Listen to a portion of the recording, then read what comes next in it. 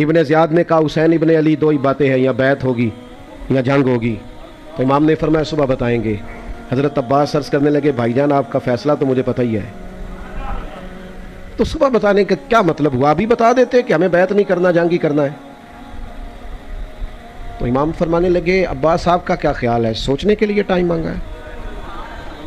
کہا حضور پھر کس لیے؟ تو نوجوانوں یہ آپ نے یاد رکھنا ہے.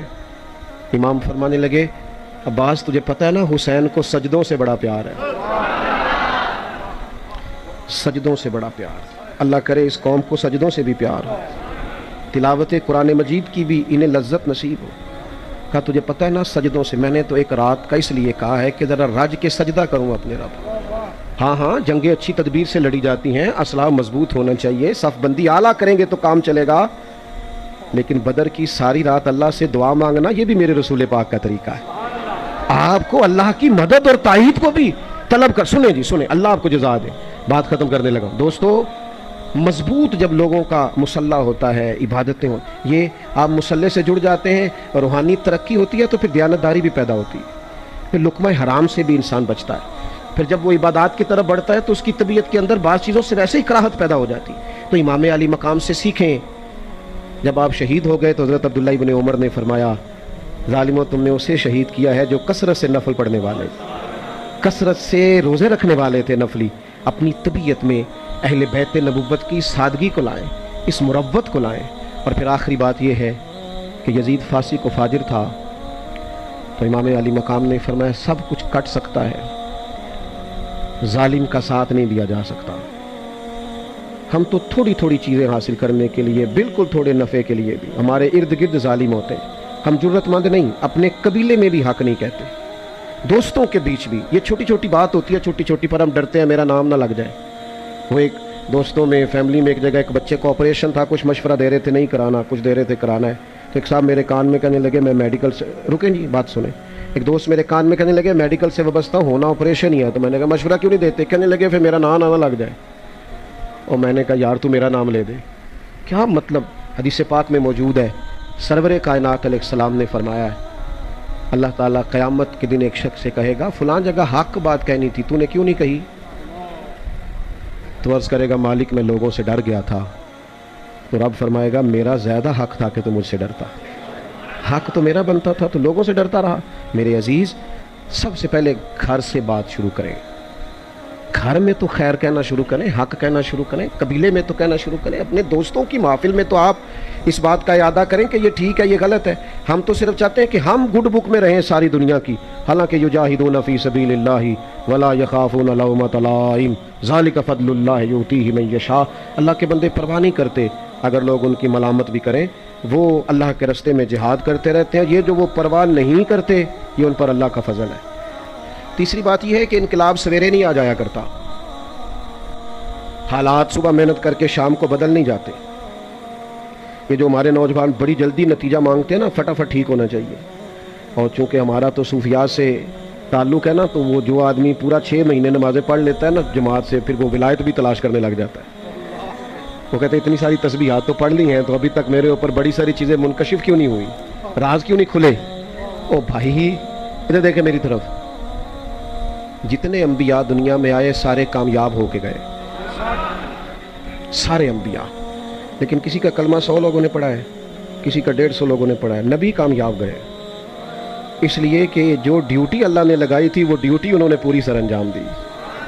ڈیوٹی کرنا ذمہ داری ہے، رزلٹ نہ اپنی مرضی کا مانگے. جو بندہ اپنی مرضی کا رزلٹ مانگتا ہے وہ کمزور ہو جاتا ہے.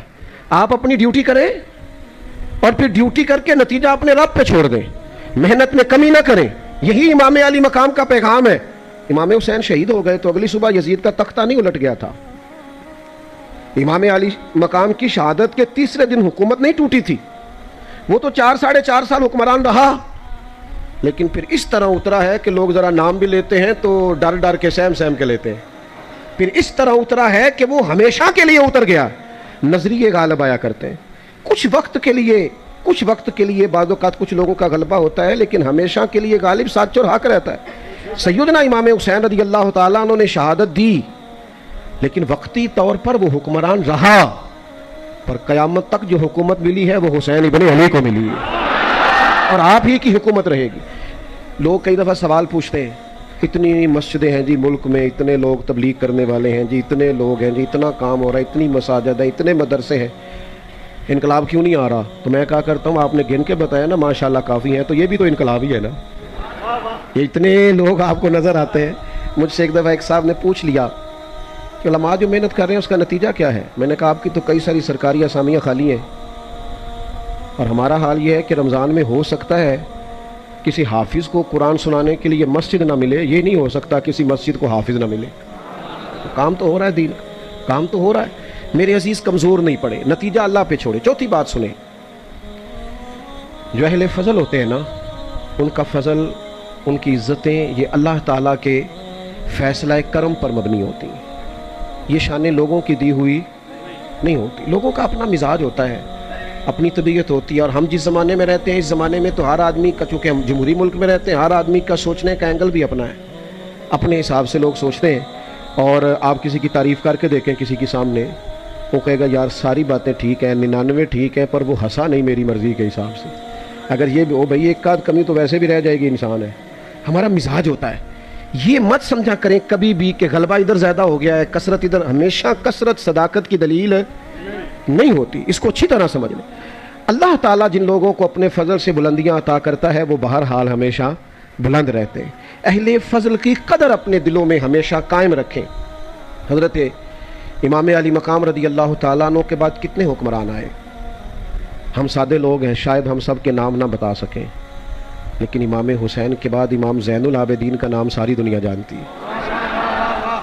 ان کے قریب بیٹھنے والوں میں حضرت حسن بصری کا نام سارا زمانہ جانتا ہے۔ حکومتیں آتی جاتی رہتی ہیں، وقتی اقتدار کئی دفعہ بڑا لطف دیتا ہے، اور لوگ جب بات کرتے ہیں تو بڑی پھیل پھیل کے کرتے ہیں، اور جب گفتگو کرتے ہیں تو ان کا لب و لہجہ ان کے حاکمانہ انداز کی گواہی دے رہا ہوتا ہے۔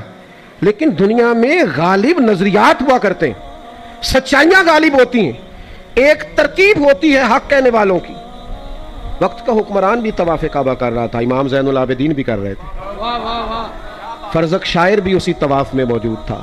تو اس نے جب دیکھا نا لوگوں کا زیادہ رجحان تو امام زین العابدین کی طرف ہے، تو فرزق کو بلا کے کہنے لگا یہ بندے گنو جو زیادہ ادھر توجہ کرتے ہیں اور میری طرف نہیں دیکھتے، ان کا بعد میں کچھ علاج کرنا ہے، بندے گن لیتے ہیں نا، نہیں پتا آپ کو؟ الیکشن کے دنوں میں پتہ کر لیتے ہیں کس کس گلی نے ووٹ نہیں دیے، اگلی بھی بن گئی، اس سے اگلی بھی بن گئی، بیچ والی رہ گئی، انہوں نے ووٹ نہیں دیے تھے، انہوں نے جلسہ نہیں کرایا۔ اس نے کہا یہ سب لوگوں کا ادھر رجحان ہے، حالانکہ حکمران میں ہوں۔ تو بڑا سیانہ تھا وہ شاعر، بازو تھام کے بادشاہ کا ہلا کے کہنے لگا تو لوگوں کی چھوڑ، مجھے تو یوں لگتا ہے جدھر جدھر امام زین العابدین مڑتے حجر اسود کا رخ بھی ادھر ہی ہوتا چلا گیا۔ تو یہ جو خدائی نام ہے ان کا تو کیا کرے گا؟ یہ جو اللہ کی دی ہوئی شان ہے اس کا تو کیا کرے؟ جو اللہ تبارک و تعالی محض اپنے فضل سے کسی کو انعام دیتا ہے اس میں تو کیسے دخل دے گا؟ دوستو یاد رکھنا، کچھ چیزیں ایسی ہوتی ہیں جو محض اللہ کا فضل ہوتی ہیں۔ بعد میں لوگ کہہ دیتے ہیں میں نے بڑی محنت کی، میں نے بڑی جدوجہد، محنتی تو اور بھی بڑے تھے، تجھ پر فضل ہو گیا ہے تو اب ذرا جھکنا سیکھ، اب تو نہ واپس آنا سیکھ۔ اگر دیکھیں نا بہت سارے لوگ ایسے ہوتے ہیں، بہت سارے لوگ بڑے باصلاحیت، لیکن اللہ تعالیٰ کی شان ہوتی ہے اس نے کس کو کس انداز میں کب نوازنا ہے، یہ اس کا ارادہ ہے، کرم ہے۔ باتیں چونکہ عرض کیا تھا زیادہ نہیں کرنی، بات سمیٹنے کی طرف آ رہا ہوں۔ ہم نا بعض اوقات بڑی بات کرنا چاہتے ہیں، اور ہم تو اس زمانے میں رہتے ہیں جس زمانے میں چھوٹی سی بھی کوئی محنت کرنا لگتا ہے تو وہ کہتا ہے میں تو کربلا میں کھڑا ہوں۔ حالانکہ بھائی یہ بڑی آخر کی بات ہے، آپ تھوڑا سا نا قریب کوئی کی مثال دے لیں، ابھی آپ اتنا دور نہیں جائیں، وہ تو بڑا انتہائی اقدام ہے، وہ بڑی آگے کی بات ہے۔ ہر آدمی، میں اکثر کہتا ہوں کہ جب کربلائیں سجیں گی تو انشاءاللہ تعالیٰ اسوہ حسینی پر عمل کرنے والے سینکڑوں مسلمان میدان میں ہوں گے، اور وہ وقت آتا رہا ہے، دوبارہ بھی آئے گا، تو انشاءاللہ میدان میں ہوں گے۔ لیکن جو امام علی مقام نے ہمارے سامنے عام لوگوں کے سامنے سیدھ رکھی ہے اس پر تو عمل کریں۔ جلدی سے چند ایک باتیں عرض کرتا ہوں جلدی سے۔ نبی پاک علیہ السلام اور حضور کی اولاد کا جو فقر ہے وہ فقر اختیاری ہے۔ محبوب تو مالک ہیں اور خود فرماتے ہیں اللہ نے مجھے اختیار دیا ہے، چاہوں تو نبی اور بادشاہ بن جاؤں، لیکن یہ حضور نے دعا مانگی ہے اللہ کی بارگاہ میں، اے اللہ ایک وقت روٹی دینا اور ایک وقت فاقہ دینا۔ صرف میٹھا ہی کھانا سنت نہیں، فاقہ کرنا بھی سنت ہے۔ اللہ سے دعا مانگی۔ ہر بندہ اپنی اولاد کے لیے پیسے ڈھونڈ رہا ہے اور محبوب نے تو ایک وقت کا فاقہ مانگا ہے۔ یہ بھی تو ذرا دیکھیں نا، اس پر بھی تو ذرا غور کریں نا میرے عزیز۔ لوگ کہتے ہیں جناب 3 دن تک بھوکے پیاسے رہے، یہ کیسے ہو سکتا ہے؟ تو میں نے کہا آپ امام راضی کو پڑھیں، 3 دن روزہ رکھا ہے تمام اہل بیت نے، اور تینوں دن جب افطار کا وقت آیا تو دروازے پر فقیر آیا ہے اور کھانا اٹھا کے دے دیا ہے، تو جن کی ماں 7-8 سال کی عمروں میں ہی تربیت کرے 3 دن بھوکے پیاسے رہنے کی، ان کے لیے پھر میدانوں میں 3 دن بھوکے پیاسا رہنا مشکل ہے؟ یہ ان کے لیے مشکل ہوتا ہے جن کے دائیں بائیں 2 اے سی چل رہے ہوتے ہیں، ان کے لیے مشکلات ہوتی ہیں جن کے ٹیشو پیپر پکڑنے کے لیے بھی 4 لوگ کھڑے ہوتے ہیں، ان کے لیے مشکلات ہوتی ہیں صاحب جن کی بچپن سے تیاری ہو اور جن کو بھوک کاٹنا آتا ہو۔ آپ پڑھ لیں سیرت کی ساری کتابیں جو سیدہ پاک پر اہل بیت نبوت پر لکھی گئی ہیں، عجیب ہیں، انفرادی ہیں لکھنے والے بھی۔ حضور کے کاشانہ نور کا انداز لکھتے ہیں تو سارے لکھتے ہیں کہ مہینہ مہینہ چولہا نہیں جلا، اور سیدہ عائشہ صدیقہ رضی اللہ تعالیٰ عنہ فرماتی ہیں کئی چاند گزر گئے ہم نے چولہا نہیں جلایا، کھجور پانی پہ گزارا۔ یہ بھی سارے سیرت نگاری لکھیں گے، اور چند صفحے چھوڑ کے یہ بھی سارے لکھیں گے کہ گھر میں مہینہ مہینہ چولہا نہیں جلا، پر جو دروازے پہ آیا ہے اسے جھولی بھر کے عطا فرمایا۔ یہ بھی انداز اپنائیے، ہمارے پاس جو ہے وہ صرف ہمارے لیے ہے، حالانکہ نبی کریم نے فرمایا 2 کا کھانا ہے تو 3 کھا لو، 3 کا ہے تو 4 کھا لو۔ صرف حکمرانوں کا رونا روئیں کہ وہ غریب کی مدد نہیں کرتے۔ یہاں جو جس گاؤں میں جس محلے میں مالدار ہوتا ہے فوراً مکان بدلتا ہے اور وہاں چلا جاتا ہے جہاں سارے امیر ہی رہتے ہیں، پھر جب اسے غریب دکھائی کوئی نہیں دیتا تو درد کیسے غریبوں کا ہوگا؟ میرے عزیز، یہ اہل بیت نبوت سے سیکھیں سادگی میں رہنا، تھوڑے پہ گزارا کرنا، اور اس کے باوجود اللہ کے بندوں کو دینا، اور پھر سیکھو نا میرے محبوب کی اولاد سے مسلوں کو آباد کرنا، اللہ کے حضور حاضری دینا، عبادات کرنا۔ میں بھی دعویٰ کر کے گزر جاتا ہوں نسبت بڑی چیز ہے، اور کوئی انکار نہیں بڑی چیز ہے، لیکن کیا اس کا معنی یہ ہے کہ آپ آزاد ہو جائیں گے ہر نیک عمل سے؟ جن کی نسبتیں مضبوط ہوتی ہیں وہ تو زیادہ ذمہ دار ہوتے ہیں۔ سب سیاں رل پانی نو چلیاں، کوئی مڑ سی پار کے، جنہاں نے پار کے سر تے چایا، یعنی جنہوں نے ذمہ داری اٹھائی ہے، جنہوں نے پار کے سر تے چایا وہ تے قدم رکھن ڈر ڈر کے۔ آپ کی نسبت زیادہ مضبوط ہے تو آپ کو تو حساس ہونا چاہیے تھا۔